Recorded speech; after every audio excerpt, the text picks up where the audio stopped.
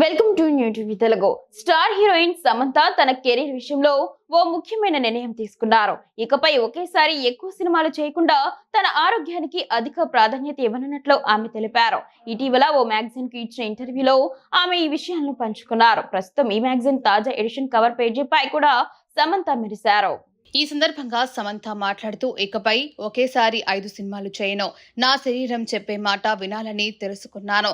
అందుకే పని భారాన్ని తగ్గించుకుంటున్నాను. నా శారీరక మానసిక ఆరోగ్యానికి నా మొదటి ప్రాధాన్యత అని తెలిపారు.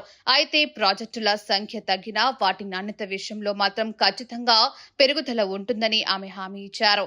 తక్కువ సినిమాలు చేసిన ప్రేక్షకుల మనసుకు నచ్చే కథలతోనే పలకరిస్తాను అని వివరించారు.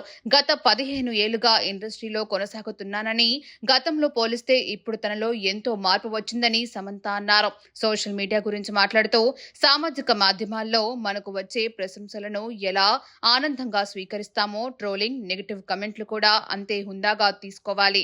అది మన జీవితాన్ని నియంత్రించే స్థాయికి వెళ్లకూడదు అని ఆమె పేర్కొన్నారు. ప్రస్తుతం సమంత రాజ్ డీకే దర్శకత్వంలో Rakt Brahmand, the bloody Kingdom అనే పీరియాడిక్ డ్రామాలు నటిస్తున్నారు. ఈ ప్రాజెక్టులో ఆదిత్య రామ్ కపూర్, అలీ ఫగల్ కూడా కీలక పాత్రలు పోషిస్తున్నారు.